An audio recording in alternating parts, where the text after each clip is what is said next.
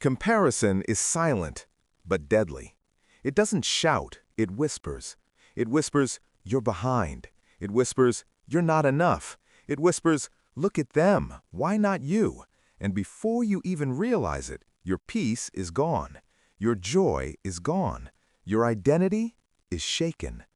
We are living in the most connected generation in human history, and yet one of the most discontent. A study published by the Journal of Social and Clinical Psychology found that limiting social media use to just 30 minutes a day significantly reduces depression and loneliness. Why? Because comparison thrives on exposure. The more we scroll, the more we measure. The more we measure, the more we feel like we're losing.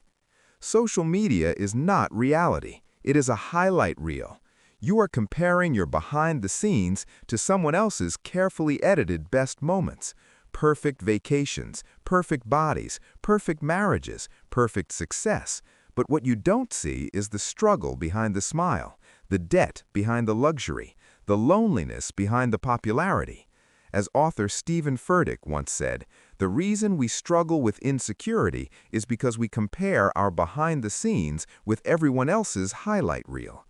Comparison doesn't just affect how you feel, it rewires how you think. Research shows that constant comparison can lead to anxiety, depression, low self-esteem, and chronic dissatisfaction. And here's the danger. It shifts your focus from purpose to performance. Instead of asking, "Am I fulfilling my calling?" you start asking, "Am I doing better than them?" That question alone can destroy a soul. This isn't a new problem. Comparison existed long before Instagram. In 2 Corinthians 10:12, Paul warns, when they measure themselves by themselves and compare themselves with themselves, they are not wise. Not wise, because comparison blinds you to truth. It makes you forget something powerful. God never called you to be someone else. The first comparison in human history led to murder. Cain compared his offering to Abel's, and instead of self-reflection, he chose jealousy. Instead of growth, he chose resentment. Instead of worship, he chose destruction. Comparison didn't just steal his peace, it stole his purpose.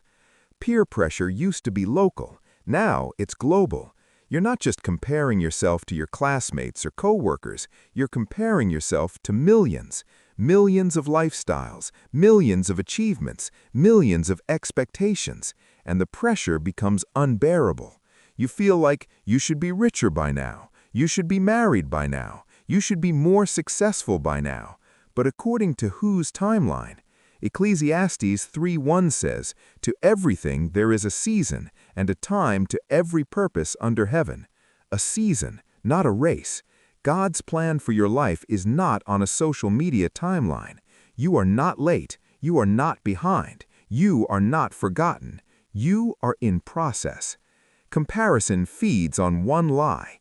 If I had what they have, I would be happy. But research consistently shows something interesting. After basic needs are met, increased wealth or status does not significantly increase long-term happiness. Why? Because satisfaction is not found in having more, but in wanting less. The Apostle Paul, writing from prison, said something shocking. In Philippians 4:11 and 12, he said, "I have learned, in whatsoever state I am, therewith to be content." Notice that word, learned. Contentment is not natural, it is cultivated. Paul had experienced success and suffering, abundance and lack, freedom and imprisonment, and yet he says, "I am content." That is power. You cannot be grateful and compare at the same time.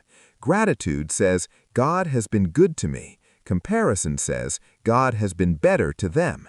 And that mindset quietly accuses God of unfairness.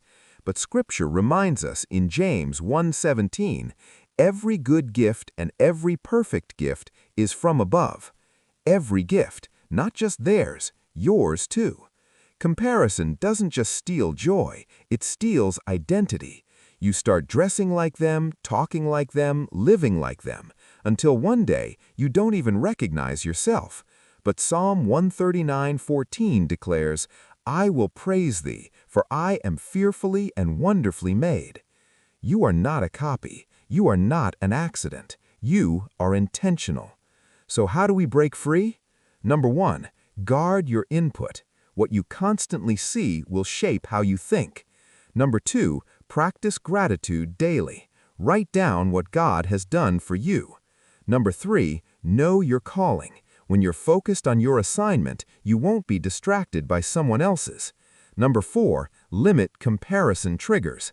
Sometimes spiritual maturity means logging off.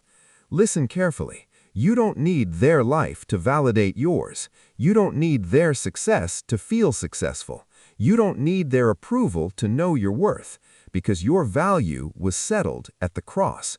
When Jesus died, he didn't compare you to anyone else. He saw you and said you were worth it. Comparison is killing us, but contentment can heal us. So today, choose peace over pressure. Choose purpose over performance. Choose gratitude over comparison. And most importantly, choose to become who God created you to be. Because the moment you stop comparing is the moment you start living.